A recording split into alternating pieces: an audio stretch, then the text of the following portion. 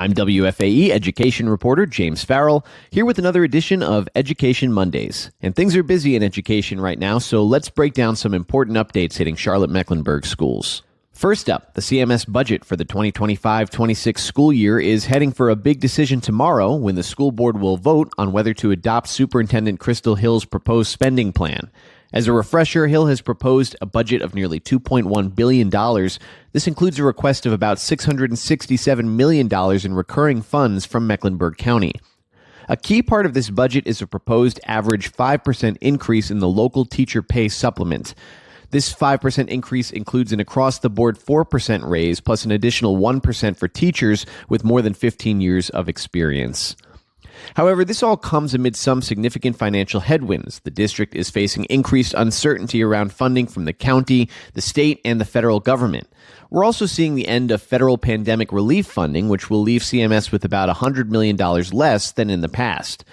Because of this, the district is proposing some cuts, including holding back on filling 40 vacant teacher positions and roughly $3.8 million in cuts to the central office budget. Superintendent Hill has emphasized that these cuts are not expected to impact the student experience, though some teachers who spoke at a public hearing earlier this month said any cuts could potentially create challenges. At that same public hearing earlier this month, a major theme was teacher pay. Many residents called for a more ambitious plan, even suggesting a 10% increase in the local teacher supplement, double what the district has proposed at this point.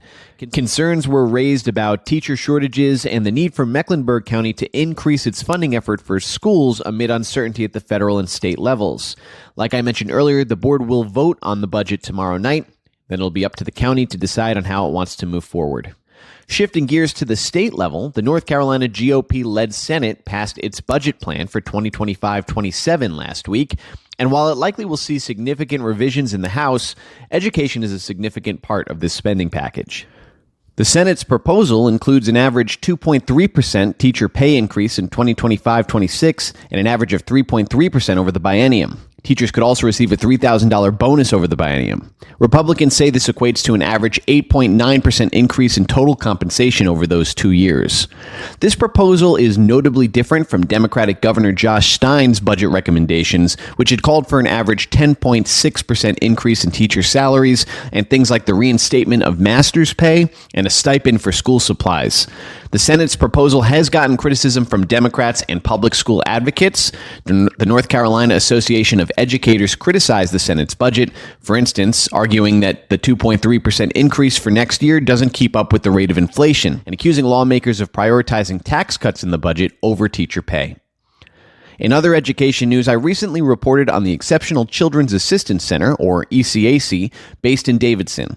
This is a federally funded parent training and information center that provides free resources to families of children with disabilities. For parents navigating the complex world of IEPs, 504 plans, and other special education terms and regulations, ECAC offers support.